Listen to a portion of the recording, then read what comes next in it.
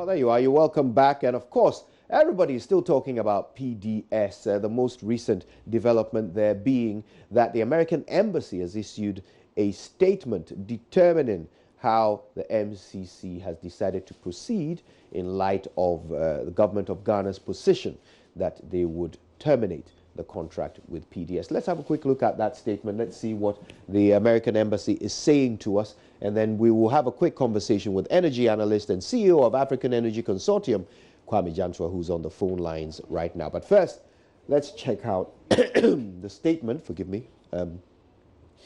So it says on October 19, 2019, the government of Ghana informed the Millennium Challenge Corporation, MCC, in Washington, D.C. of its decision to terminate the concession agreement between the Electricity Company of Ghana, ECG, and private operator Power Distribution Services Ghana Limited, PDS. The United States of America notes this decision with regret.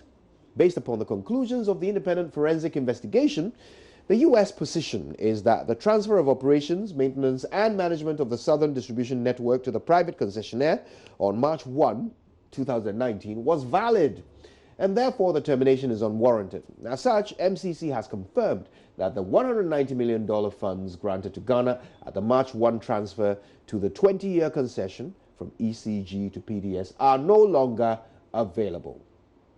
The United States underscores the importance of contract sanctity as essential to a conducive investment climate and a precondition for inclusive economic growth. In this spirit, the United States has worked with the government of Ghana since the latter's July 30 suspension of the concession in the hopes of finding a mutually acceptable solution that respected contract sanctity and the government of Ghana's interest in restructuring the concession.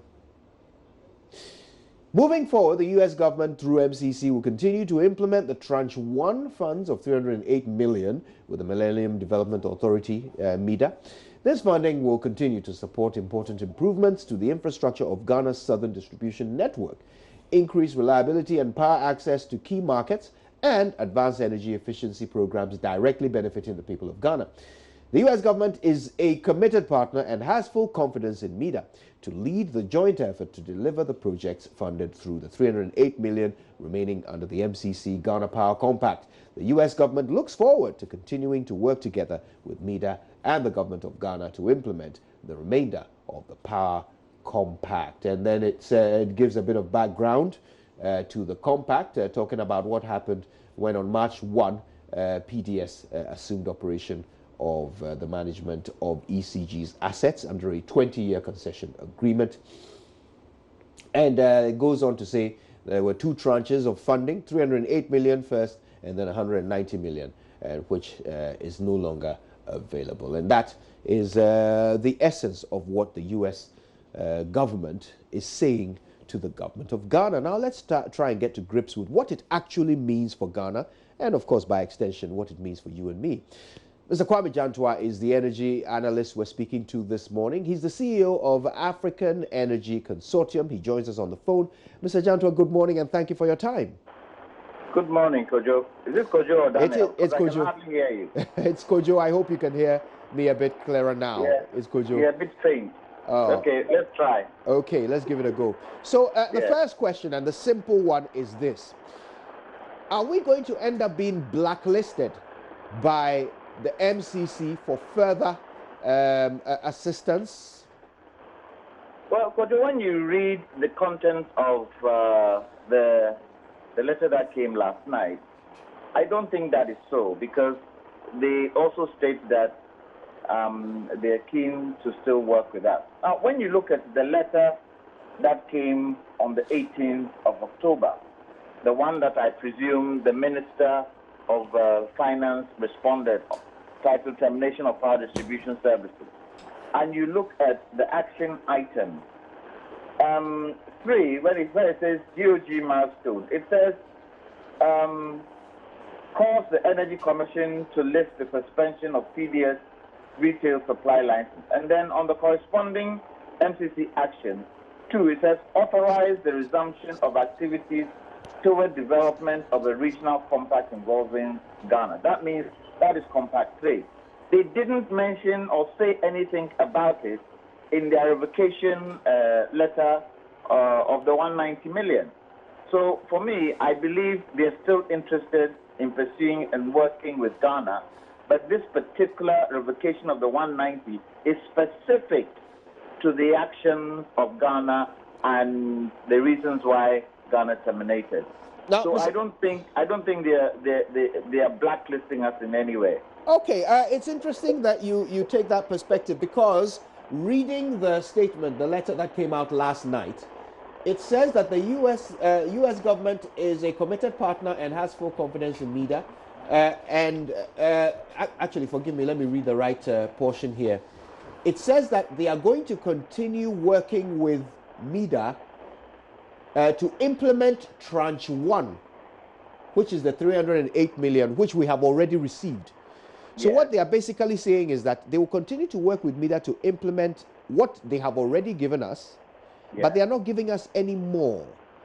Now, I'm looking to the future. Is there not a concern here that perhaps this might be the end of any relationship between Ghana and MCC? And could this affect other donor agencies as well? I think it's specific to the 190 million. I think it's specific. I don't think it's an objective thing they said there. If they were going to blacklist us, they would have mentioned in there, I believe, that because of this, the next compact that is going to come up, which has got to do with the regional compact, Ghana would be exempted. But they haven't said anything like that. Would they have to tell us, or would they simply just exempt us? Say that again? Would they have to tell us that we will be exempted, or would they simply not include us? No, because, you know, in the earlier letter, which says that if we are to reinstate PDS, the corresponding action will be to authorize the resumption of activities towards development of a regional compact involving Ghana, meaning we have been discussing Compact 3 with them. Okay. And they haven't stated in this letter of last night that Compact 3 or the authorization of resumption of activities towards development of a regional compact involving Ghana will be stalled. They haven't said anything like that. Very good. Whether they're going to do it going forward is yet to be seen. But the other thing, Kojo, is that it looks as if PDS were a bit economical with the truth. When you look at their letter to their exchange, because it says on the last bit, it says, we will update the exchange as soon as we receive the official notification of the said report termination of concession. Are they saying we didn't tell them? Because it looks as if here they are not sure whether it has been terminated or not. Well, Mr. Jantwa, you raised an important point. Yesterday, in conversations with government officials, it became clear that the actual act of termination has not yet taken place, and that the letter from the finance minister was basically serving notice of termination, but that they haven't actually terminated PDS. So today, if you pay an electricity bill, your receipt should still say PDS. Is that a bit in conflict with what government has told the U.S., the MCC that they are going to do? Joe, I beg to differ on that point you made. Because if you go to the termination of power distribution services, PDS concession, that is the statement that the Minister of Finance gave us. And I guess it was in response to this Millennium Challenge letter of 18th October.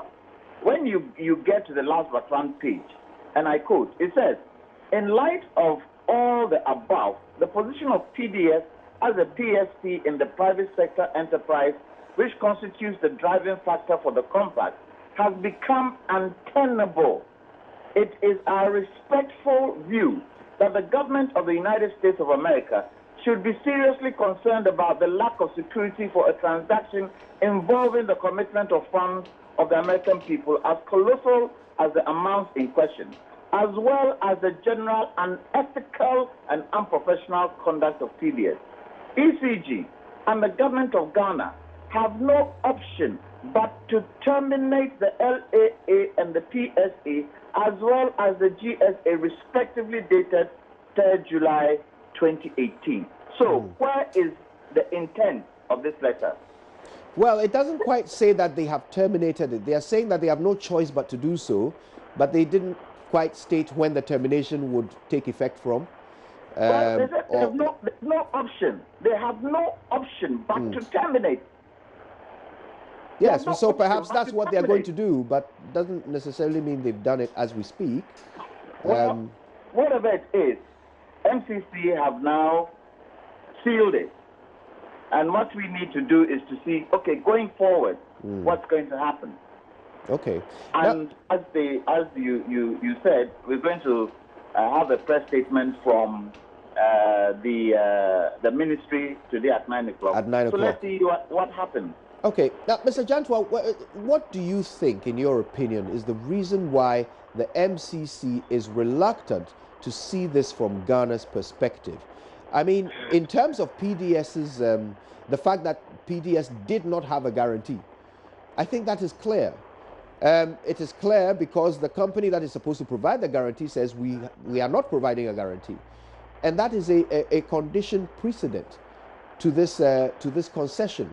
So why is MCC finding it difficult to see this from the government of Ghana's perspective? There is no way, in my opinion, the MCC would indict IFC. It's IFC. There's no way. And so far as I can see, the MCC is sticking to the report that MIDA made.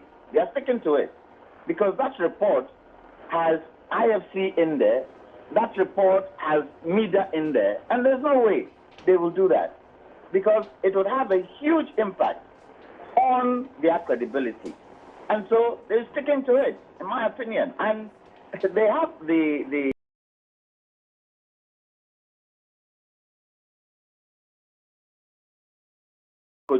if the shoe were on the other foot, and this happened in America, what would happen? They would quickly terminate it because definitely the conditions of the compact weren't met by PDS. And I can say that we also were a bit lax on the insurance bit that they brought. And I keep saying, the time PDS came and said, we cannot fulfill the condition on a first-class bank. We suggest we can use insurance company. That was the point we should have terminated and gone back to MCC and told MCC the company that we chose weren't able to fulfill this condition, so we've terminated. And in fact, COSECA, of which I was part of, at the initial point, when all the 6 companies were listed, we did a forensic on all, and PDS was the least company that had the finances to do this work. We said it, but nobody listened to it. So this is where we are. Let's see how we go forward. Mr. Jantwa, one more question. I want to read a certain portion of the statement that came out last night from the American government and see what your analysis is of it. So it says here, the United States underscores the importance of contract sanctity as essential to a conducive investment climate and a precondition for inclusive economic growth. In this spirit, the United States has worked with the government of Ghana since the latter's July 30 suspension of the concession in the hopes of finding a mutually acceptable solution that respected contract sanctity and the government of Ghana's interest in restructuring the concession. Now, the word restructuring is the one that I'm focusing on for a moment, Mr. Jantwa, because I don't know if you recall, there was a letter from the finance minister that was making the rounds around the time when this PDS saga was first exposed. That suggested that the finance minister was seeking to restructure the PDS ownership, share, and to change the value of the shares held by the entities that come together to form PDS. Do you think that is a factor in the Americans' position that PDS should not be cancelled? Do you think they are suspecting some government interference which they don't agree with? It could be a factor, but where there's a breach of contract, how does this hold? Where there's a breach of the terms and conditions of the contract, how can Ghana sit and say, irrespective of we seeing there's a breach, because MCC wants us to do this, we go ahead? I think the government has taken the right decision in termination. And yet, MCC don't see it that way. There's nothing we can do about it. But we, as a country, should do things that would help our country. Should do things that when we see, we should act. And we've acted. Whether they agree or not, fine. Yes, we've lost the 190 million. But when you look at the assets of ECG, nearly $4 billion as compared to 190 million.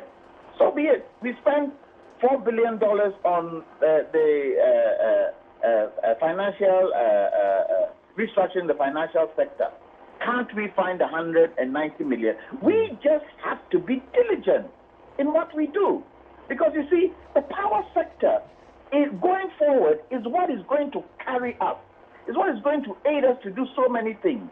So right now, I expect and I hope, I hear when they have this press conference this morning, I hope we hear that they are going to be very stringent in making sure that going forward, we don't go through this thing again. Right. Really, we should be able, going forward, if we can find, the money elsewhere to do this restructuring, we should look at the beneficiary ownership of all the companies, including the company that will do this management thing, and all the local content partners. We should look into it so that if we do find the money, nobody from elsewhere starts fronting for other companies. Right. We have to be diligent, especially in this particular issue.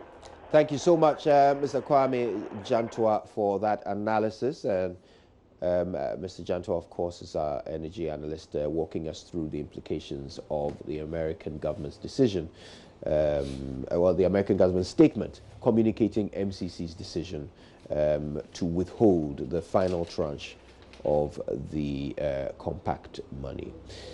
All right, there's more to come. We're talking about what's happening in Mahian. And of course, Roland will take us there for a conversation about that. Also, concerns about falling standards in education. Mama V will be here to walk us through that conversation. So much more on the AM show. Stay where you are. We're back after these.